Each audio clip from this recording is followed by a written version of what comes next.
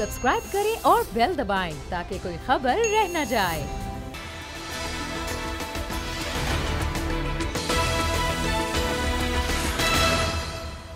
अस्सलाम वालेकुम, मैं हूं फैसल अजीज़ खान। अमेरिका में पहली बार ऐसा हो सकता है कि इक़्तिदार की मुंतकली पुरअमन तौर पर ना हो और डोनाल्ड ट्रंप फौज तलब कर लें, और यह भी हो सकता है कि पेंटागन की टॉप लीडरशिप रिज़ाइन कर दे। बहुत कशीदगी है इस वक्त अमेरिका के अंदर। जो बयानात दे रहे हैं डोनाल्ड ट्रंप, जो प्रेस कॉन्फ्रेंसेस कर रहे हैं डोनाल्ड ट्रंप, उसके अंदर उनके बयानात अदम एतमाद का इजहार कर रहे हैं, इदारों के ऊपर अदम एतमाद का इजहार कर रहे हैं। हर तरह से वो एक ऐसे नहज पर पहुंचे हुए हैं, उससे लगता यह है कि फ़ौज पहली बार अमेरिका में सड़कों पर होगी और टॉप लीडरशिप जो है पेंटागन की वो रिज़ाइन कर सकती है। मैं आपको इस प्रोग्राम के अंदर वो तफसीलात बताऊंगा, वो प्रेस कॉन्फ्रेंस दिखाऊंगा और वो अखबारात की कटिंग दिखाऊंगा जो दुनिया के टॉप अखबारात अमेरिकन इलेक्शंस के बारे में लिख रहे हैं। कराची फिर मुजाहरे, फिर धरने, फिर एहतजाज। MQM की एक बड़ी रैली निकली, कराची को सूबा बनाने का मुतालबा किया। कितना प्रैक्टिकल है ये? आज जमात इस्लामी कराची के हकूक़ के लिए सड़कों पर है। क्या ये हकूक़ मिल पाएंगे? फेडरल गवर्नमेंट, सूबाई हुकूमत दोनों ने एक कमेटी बना दी। कमेटी के मेंबरान कहाँ हैं? वो इजलास क्यों नहीं हो पा रहा जिसमें 1100 अरब रुपए के तहत कराची के मामलात को हल करना है, ये सारा मामला। और इन सब से बढ़कर इस सारे सिनेरियो के अंदर एक फ़ैसला आ गया। इंसदाद दहशतगर्दी की अदालत ने फ़ैसला किया और उसके अंदर बल्दिया फैक्ट्री से मुतालिक जिसमें 200 से ज़्यादा, 250 से ज़्यादा लोग जला दिए गए या जल गए, शहीद हो गए, उनसे मुतालिक फ़ैसला आया। इसमें एक चरिया और भोला, उनको तो कहा कि सज़ाए मौत है, लेकिन जिनकी नज़रें, पूरी कौम की नज़रें लगी हुई थी अब्दुल रऊफ़ सिद्दीकी के ऊपर, मुत्तहिदा कौमी मूवमेंट के वो रहनुमा जो वज़ीर दाखिला रहे, वज़ीर खेल रहे, सकाफ़त रहे, बहुत सारे मामला में MQM की बड़ी लीड पोजीशन पे रहे और वज़ीर सनअत व तिजारत थे जब ये वाक़या हुआ और उन्होंने रिज़ाइन किया था। उन्हें बरी कर दिया अदालत ने और MQM को एक ऐसी नई रूह MQM के अंदर फूंक गई और उसके बाद उनकी रैली हुई। ये सारा सिनेरियो अब था और है। अब MQM में नई जान आ गई है। रऊफ़ सिद्दीकी का किरदार क्या होगा? MQM कराची को सूबा बनाने का मुतालबा कर रही है। वफाकी हुकूमत कहती है कि हम इसको अदालत के थ्रू कुछ सिस्टम बनाएंगे, इसका मेट्रोपॉलिटन सिस्टम केस चल रहे हैं। साबिक वज़ीर आज़म मीर ज़फ़रुल्लाह खान जमाली ने हालिया इंटरव्यू के अंदर कहा है कि कराची का मसला सिर्फ उसी वक्त हल हो सकता है जब कराची को वफाक के हवाले किया जाए या उसे कैपिटल बनाया जाए। बड़ा गंभीर है कराची का मसला, मईशत से इन सब से जुड़ा हुआ है। मैं रऊफ़ सिद्दीकी साहब इस वक्त स्टूडियो में मौजूद हैं। आज खुसूसी तौर पर इनको मैंने दावत दी है।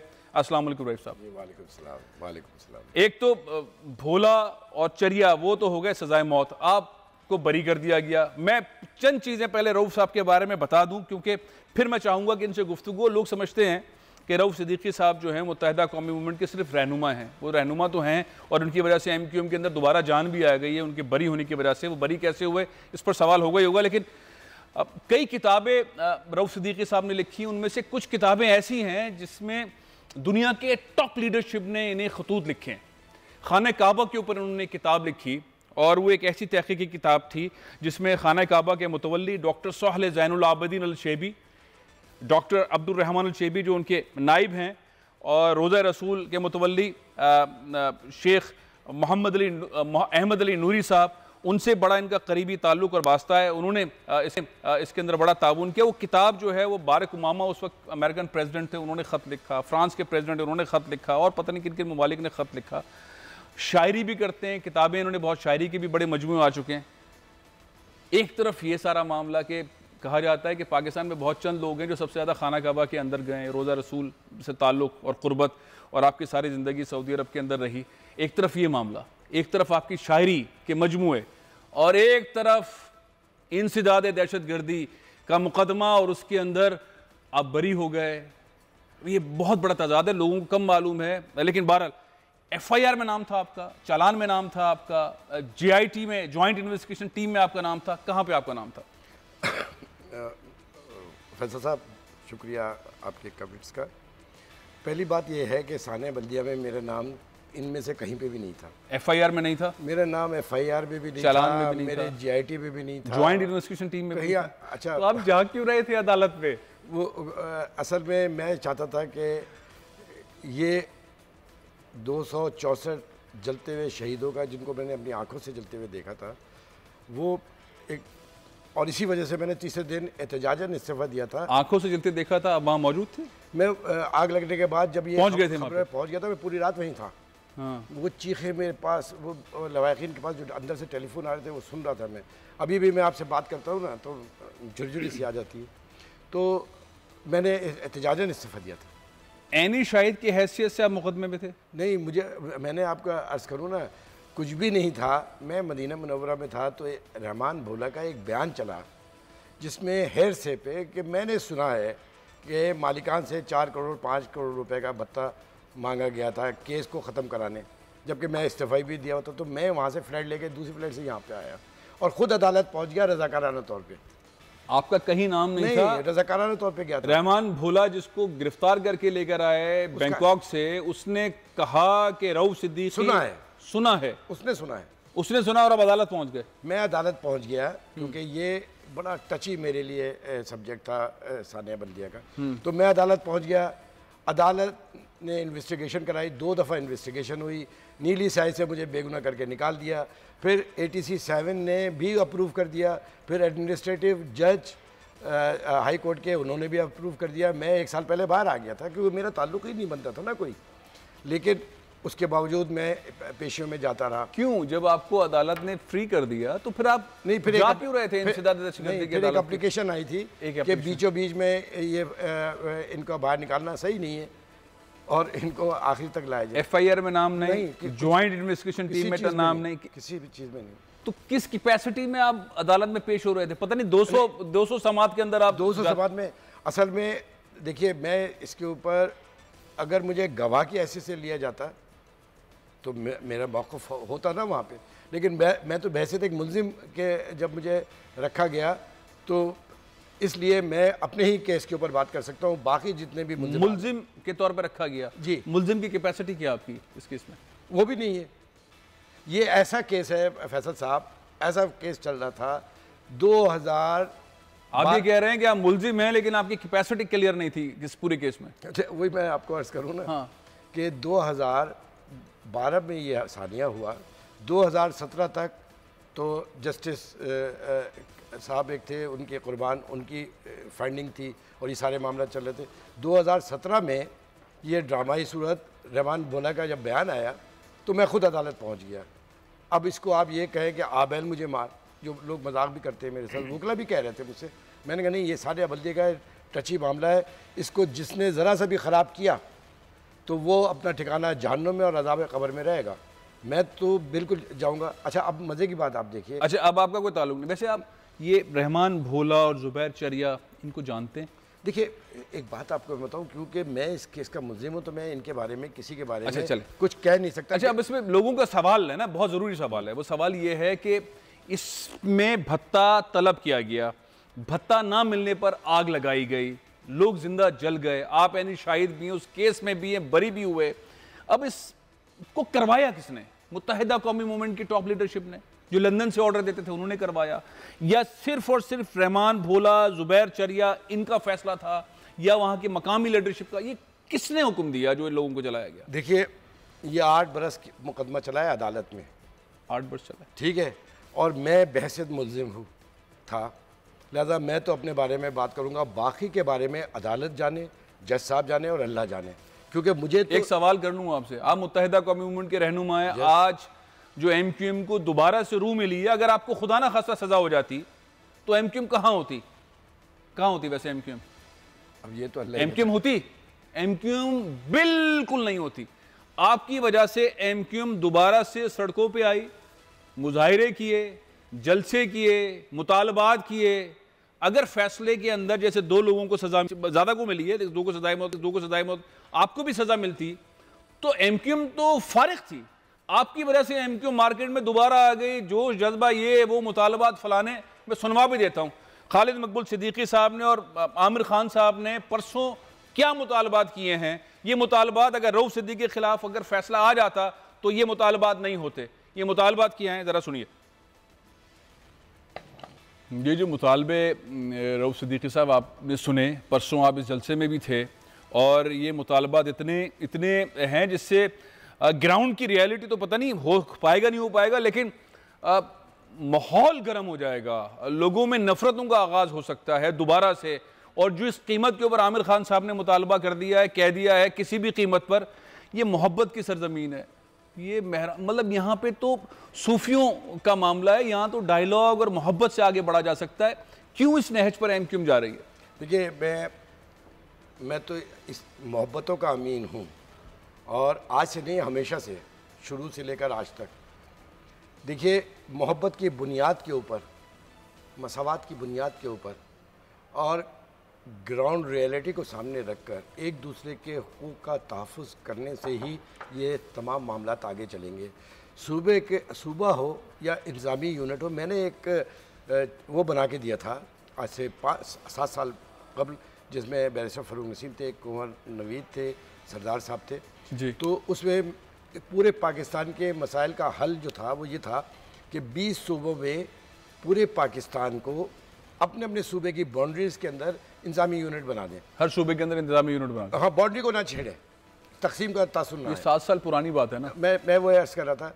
अच्छा, ये ह्यूमनली भी पॉसिबल नहीं है कि कोई वज़ीर आला इतने बड़े बड़े सूबे को बादशाह की तरह चला सके। तो इसलिए ये नफ़रत की बुनियाद पे नहीं, लेकिन हुकूक ना देने की वजह से आप बताइए कि कितना बड़ा आप ये कह रहे हैं कि हकूक़ की बुनियाद पे। एक ब्रेकिंग न्यूज़ है, वो ले लूँ, उसके बाद हमारे साथ अवेश शाह साहब, पाकिस्तान पीपल्स पार्टी के सूबाई वज़ीर हैं, वो भी मौजूद है, लेकिन ब्रेकिंग के बाद वापस आते हैं।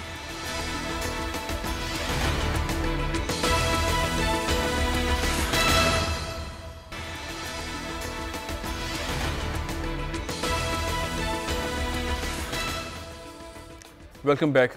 कराची एक ऐसा मरकज़ बना हुआ है जहाँ पे काम तो करना है वफाक ने और सूबे ने, लेकिन काम हो नहीं रहा। और यहाँ पे रहने वाले लोग एहतजाज कर रहे हैं, सियासी जमातें मुजाहरे कर रही हैं, मुतालबात कर रही हैं। आज जमात इस्लामी एक बहुत बड़ा मार्च कर रही है। 2 दिन पहले मुत्तहिदा कौमी मूवमेंट ने एक मुतालबा कर दिया, एक बार फिर ऐसा मुतालबा कर दिया जिससे कशीदगी में इजाफा हो गया है। मैं दोबारा सुनवाना चाहता हूँ कि उस मुतालबे में क्या बात की मुत्तहिदा कौमी मूवमेंट के रहनुमाओं ने, डॉक्टर खालिद मकबूल सिद्दीकी ने और आमिर खान ने। रऊफ सिद्दीकी साहब मेरे साथ स्टूडियो में मौजूद हैं, अवेश शाह साहब इस वक्त स्काइप पर मौजूद है। लेकिन मुतालबा बड़ा तशवीशनाक है, सुनवाता हूँ आपको। कहते हैं कि सिंध धरती हमारी माँ है और इसकी तकसीम नहीं होने देंगे, लाशें गिर जाएंगी कश्मीर तक। हम कहते हैं गिराओ, जितनी लाशें गिरानी है, सूबा लेकर रहेंगे। खैरपुर, दादू, लाड़काना, कराची पे राज करें। कराची के लोगों को हक हुक्मरानी नहीं मिलेगी। शहरी सिंध सूबा या जुनूबी सिंध सूबा या मतरूका सिंध सूबा तो बनना है, नाम तुम तय कर लेना, जुग्राफिया हम तय करेंगे। अच्छा, ये जो मुतालबात हैं रऊफ साहब, मैं बहुत सिंपल सुनना चाहता हूँ कि सिंध के अंदर, सिंध मोहब्बत की धरती है, सूफियों की धरती है, अमन की धरती है। लोग यहाँ की मेहमान नवाजी से, खूबसूरती से, म्यूज़िक से, अदब से, तारीख़ से ये मैसेज लेते हैं कि यहाँ पे कभी फसादात नहीं। फिर MQM ने वो बात कर दी, फिर वो मुतालबा कर दिया जिससे कशीदगी होगी। क्यों? मैं ये कहूँगा कि आखिर इस नहज पे लाया क्यों गया, यही सवाल मेरा भी है। क्यों ये नफ़रतों तक, यहाँ तक अगर बात लाई जा रही है कि अलहदा सूबे तक की बात हो गई और जान देने और जान लेने पे बात हो गई, तो इसकी ज़िम्मेदार साहिब इक़्तिदार पीपल्स पार्टी और सूबाई हुकूमत है। 13 बरस में इस शहर के साथ जो खिलवाड़ हुआ है, इसने इस नहज पे लाके खड़ा कर दिया कि ये एक नारा मकबूल तरीन बन गया। आप MQM की ज़रा पोजीशन को समझिए। हैदराबाद, नवाबशाह, सक्खर, सिंध का पूरा शहरी इलाका उसके पास है। कराची सूबा बनने से की सूरत में वहाँ के लोगों की भी तो ज़िंदगियाँ दांव पे लग रही हैं। लेकिन बात यह है कि आपने इस काबिल ही नहीं छोड़ा। इतना जुल्म, इतना सितम। आप बताइए, मरदमशुमारी हुई, 1 करोड़ 60 लाख आपने लोग निकाल दिए और कोई पूछने वाला नहीं, वफाक नहीं पूछ रहा। तो आप सुप्रीम कोर्ट में गए ना? सुप्रीम कोर्ट में गए तो देखिए ना, कोर्ट फैसला करेगा ना। इसमें पीपल्स पार्टी की हुकूमत का क्या ताल्लुक है? इसको मुख्तसर कर दूं क्योंकि आप टाइम कम है, तो एक मुख्तसर ये शेर मेरी सारी बातें बता रहा होगा कि इसमें मेरे मिजाज का कोई कसूर नहीं, तेरे सलूक ने लहजा बदल दिया मेरा। अवेश शाह साहब का राय ले लूँ। शाह साहब बहुत बहुत शुक्रिया। ये बताइए कि मुत्तहिदा कौमी मूवमेंट, ये कराची के मसाइल, सिंध के मसाइल तो पूरे पाकिस्तान में इसी तरह के हैं, करप्शन के मामला, मिसमैनेजमेंट के मामला, सारे मामला हैं। सूबे की बात पंजाब में भी हो रही है। MQM ने परसों मुतालबा कर दिया है, एक बार फिर कर दिया है, कशीदगी हो जाती है, सिंध के लोग इसको कबूल नहीं करते, बहुत तकलीफ होती है। क्या कहेंगे शाह साहब आप इस पर?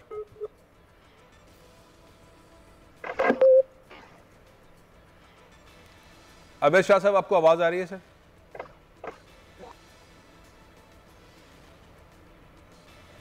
अवैध शाह साहब की आवाज हमें नहीं आ पा रही है, जब तक उनकी आवाज ठीक होती है। लेकिन पॉइंट ये कि डायलॉग का सिलसिला रहना चाहिए ना। ये ऐसे इंतहाई इकदाम, मुतालबा जिससे हमने माजी में भी नुकसान उठाया है, सिंध के लोग तैयार नहीं है इस बात के ऊपर, बिल्कुल भी तैयार नहीं है। देखिए बात सारी ये है कि अवाम, और वो भी 10-20 हज़ार नहीं, करोड़ों लोग सफ़र कर रहे हैं इस शहर का।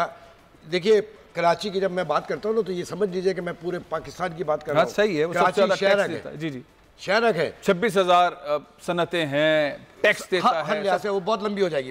मैं सिर्फ इतना कह रहा हूँ कि इस शहर को तबाह किया। यहाँ पंजाबी, पठान, बलोच, सारी लसानी इकाइयाँ मौजूद हैं।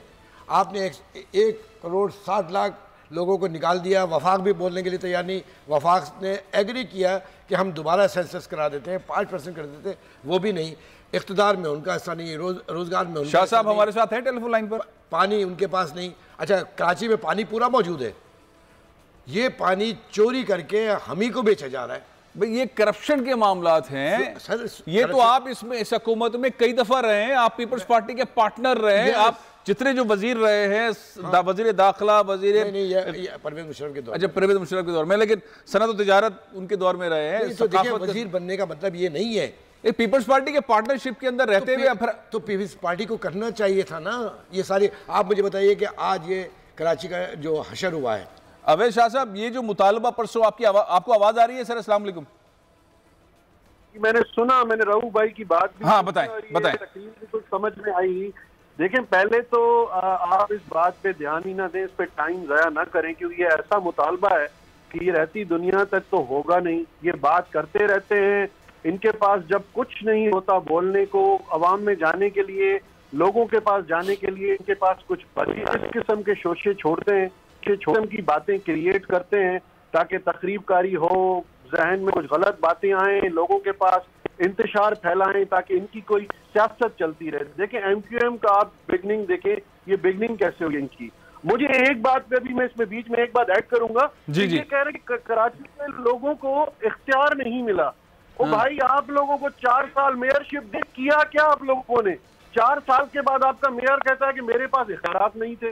क्या ये 4 साल पहले नहीं कह सकता था? रिजाइन कर जाता, छोड़ के चला जाता। फिर दूसरी बात, मुझे रऊफ भाई जैसे आदमी थे, ये तो बड़े शायर किस्म के, बड़े प्यार करने के नहीं है।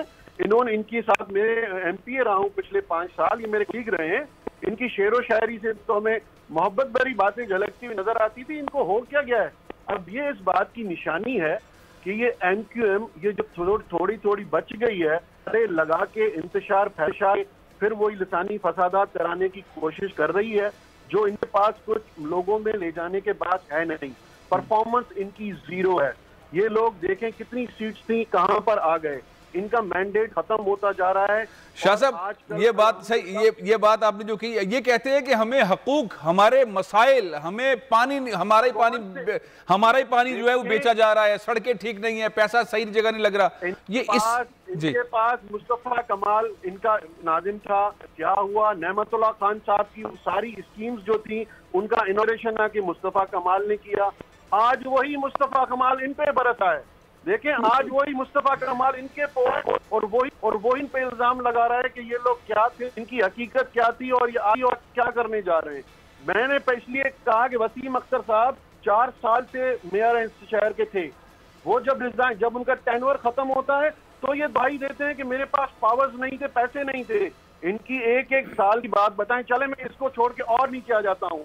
मुझे रऊफ भाई बता दें कि रेहान हाशमी इनके सेंट्रल के ये अपने चेयरमैन थे। क्या वहां पे सेवरेज लाइंस के लिए, वाटर सप्लाई लाइंस के लिए पाकिस्तान पीपल्स पार्टी की इसी गवर्नमेंट ने पैसे नहीं दिए? कोरंगी में नैयर रजा इनके चेयरमैन है। इस वक्त लाइन अभी इस वक्त मलीर 15 से लेके गाजी टाउन तक अभी भी सेवरेज लाइन और वाटर लाइन का काम चल रहा है। वहां पे सबसे बड़ी वाटर लाइन है, वहां पे चल रही है। ईस्ट में इनके मुईद अनवर हैं। मैं जवाब ले लेता हूं, मैं शाह साहब जवाब ले लेता हूं। रो भाई, ये जो बात कही है, रेहान हाशमी को पैसे मिले, उन्होंने काम किया, कोरंगी के नाजिम को, मेयर को पैसे मिले। शाह साहब मैं जवाब भी साथ साथ देता चलता हूँ, शाह साहब मैं जवाब साथ देता जाता हूँ। कह रहा हूँ कि मुईद अनवर साहब इनके ही चेयरमैन है ईस्ट के। पूछे कि उनको सैनिटरी सेवरेज के लिए, क्लीनिंग के लिए लाइन के लिए। शाह साहब जवाब भी साथ ले लेते हैं। एक मिनट जवाब। रऊफ भाई, ये सारे सवालात जो उठाए हैं अवैध शाह साहब ने, पैसे मिले, आपके लोगों ने काम नहीं किया, आपके मेयर ने काम, और मेयर ने इस्तीफा क्यों नहीं दिया 4 साल पहले, क्यों आखिर? देखिए शाह साहब जो कह रहे हैं, बुनियादी तौर पे इसका जवाब तो नैयर रजा भी देंगे और रेहान हाशमी भी देंगे कि पैसे दिए तो लगे क्यों नहीं। और अगर ये वर्जन है कि ये पैसे खाए गए हैं, भाई नैयर रजा के पास अभी भी वर्क अंडर काम चल रहा है, वो स्कीम जोर शोर से चल रही है और सिंध गवर्नमेंट के दिए हुए पैसे हैं। पूरा कराची जाके इस वक्त भी उस साइड पे खड़ा होके देख सकता है कि मलीर 15 से गाजी नहीं बड़ी लाइन वाटर सप्लाई की डल रही है। देखें आप ना लगाएं, प्रैक्टिकल पॉलिटिक्स करें, आगे आए, इस शहर के लिए करें। हम कर रहे हैं ना। आप लोग इस वक्त वफाक में बैठे, बताएं 11 बिलियन में से मैं आपसे सवाल करता हूं, फेडरल गवर्नमेंट ने दिया क्या है? स्पेशल क्या है जो फेडरल गवर्नमेंट दे रही है? हम तो कराची के इसकी डेवलपमेंट के लिए, इस सूबे की डेवलपमेंट के लिए उनके साथ भी बैठ गए कि जो वो प्रोजेक्ट यहाँ पे रुके हुए, अगर फाइनेंशियली बॉटलनेक खत्म होते हैं तो हमारे सूबे। जी रऊफ भाई बताएं, जवाब दें रऊफ भाई, सारे हाँ बड़े सॉलिड जवाब, बहुत सॉलिड है, आप जवाब दें। देखिए मैं पहली बात आपकी बात का जवाब दूं, फिर ये भी जवाब दे देता हूँ जो इन्होंने फरमाया कि आप वफाक में बैठे हुए हैं। वफाक भाई, हम ना वफाक में बैठे हैं ना सूबे में बैठे, हम तो सड़कों पे बैठे हुए हैं। एक बात। दूसरी बात है कि इन लोगों को फंड, अब आप जवाब दे, टाइम बहुत कम है। इन लोगों को फंड जो दिए गए हैं, अगर ये समझ रहे हैं या कोई समझ रहा है कि ये फंड खाए गए हैं, इसमें करप्शन की गई है, तो इदारे मौजूद हैं। एमकेएम एक लफ्ज़ भी नहीं बोलेगी अगर कोई करप्शन में मुलविस है, तो एमकेएम इसके ऊपर कोई आवाज़ नहीं बुलंद करेगी। आपका जो सवाल था कि वसीम अख्तर को इस्तीफा देना चाहिए था, मैं बिल्कुल इस बात से इत्तेफाक कर रहा हूँ कि ये 3 साल पहले, 2 साल पहले बिल्कुल इस्तीफा दे के अलग हट जाना चाहिए था। आप कह रहे हैं हट जाना चाहिए, बिल्कुल मैं तो इस बात से एग्री कर रहा हूँ, लेकिन एमक्यूएम ने फैसला नहीं किया। लेकिन मैं अब आगे भी कुछ बात, मैं ब्रेक ले लूं, ब्रेक ले रहा हूं, ब्रेक बहुत जरूरी है, ब्रेक ले रहा हूं, ब्रेक के बाद दोबारा यहां से कंटिन्यू करते हैं।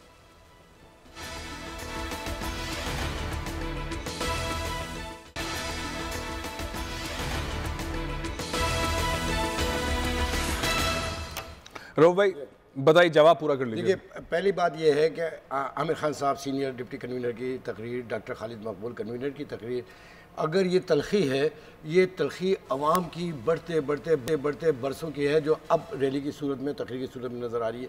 बात यह है कि पीस पार्टी की लीडरशिप, सूबाई हुकूमत, वफाकी हुकूमत बैठ के इस तशवीश को, इस परेशानियों को, आप कह रहे हैं पीपल्स पार्टी बैठकर हल करे और प्रैक्टिकली रिजल्ट ओरिएंटेड। शाह साहब एमक्यूएम के साथ बैठने को तैयार है? मेरे पास टाइम ही बिल्कुल खत्म हो गया ना। शाह साहब जाओ जी। शाह साहब एमक्यूएम के साथ बैठकर तलखियां खत्म करने को तैयार हैं?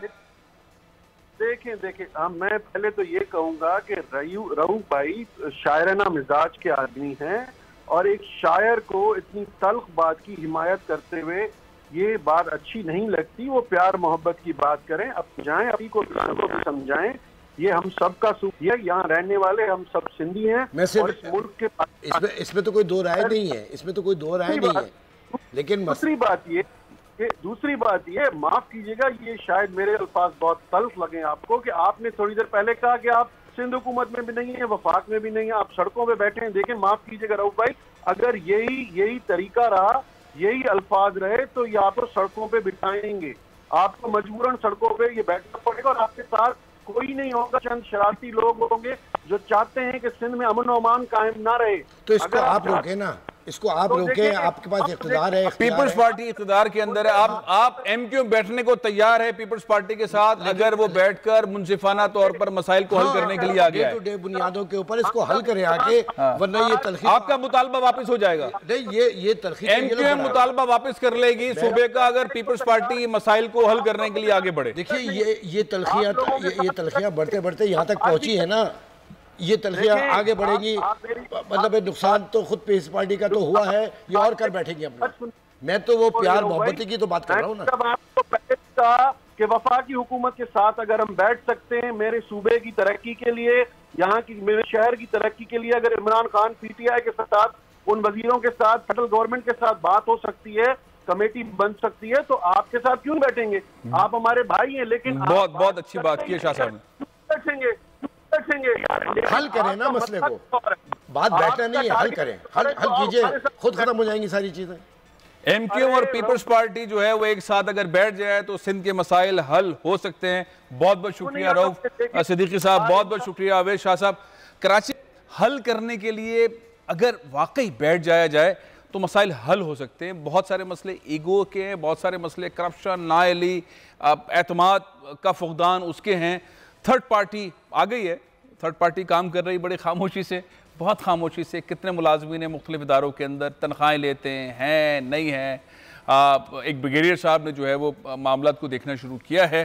ज़ाहिर है वफाक ने फ़ौज को भेजा हुआ है, नाले साफ़ हो रहे हैं, जो कब्ज़े हैं उनके मामला हो रहे हैं, आहिस्ता आहिस्ता चीज़ें ऊपर बढ़ रही हैं। जो करप्शन हुई है, नाअहली हुई है, वो तमाम चीज़ें सामने आएंगी। मुतालबात सब कर सकते हैं लेकिन जायज़ मुतालबात ही हमेशा पूरे होते हैं। मैं अपने प्रोग्राम को ख़त्म करने से पहले एक आखिरी स्टोरी ले रहा हूँ जो कि बहुत बड़ी स्टोरी है। वो ये है कि अमेरिकन प्रेसिडेंशियल इलेक्शंस, वहाँ सूरत हाल है क्या? इस वक्त डोनाल्ड ट्रंप एक ऐसे मूड के अंदर हैं कि वो किसी को सुनने को तैयार नहीं है। न्यूयॉर्क टाइम लिखता है, ये आपके सामने चला, न्यूयॉर्क टाइम लिखता है कि उनसे जब सवाल किया कि इख्तिदार की मुंतकली, अगर वो इंतखाबात हार जाते हैं, जो बाइडन जीत जाते हैं, तो इंतखाबात के बाद जो इख्तिदार है उसकी मुंतकली पुरअमन तौर पर हो सकेगी। उस पर उन्होंने क्या कहा, ये ज़रा सुनिए एक प्रेस कॉन्फ्रेंस का क्लिप, उसके बाद में फिर आपके पेंटागन क्या सोच रहा है। लेकिन डोनाल्ड ट्रंप ने सवाल के जवाब में क्या कहा, ज़रा देखें। बाज़ लोग ये तज्जिया कर रहे हैं अमेरिका के अंदर कि अमेरिका के अंदर डोनाल्ड ट्रंप ता हयात सदर रहना चाहते हैं और वो कुछ भी कर देंगे। पेंटागन को कोई भी ऑर्डर दे सकते हैं, आर्मी को खींच सकते हैं इलेक्शन के दौरान। बड़ी कशीदगी के मामला हैं क्योंकि बहुत सारा सिनेरियो डोनाल्ड ट्रंप के खिलाफ जा रहा है। जो इस वक्त सिनेरियो जो बाइडन और डोनाल्ड ट्रंप के दरमियान है, टाकरे का मुकाबला है। दिन बहुत कम रह गए हैं लेकिन कशीदगी नज़र आ रही है। प्रोग्राम ये ख़त्म कर रहा हूँ, इंशाल्लाह अगले हफ्ते फिर मुलाकात होगी। इजाज़त दीजिए, जिंदाबाद।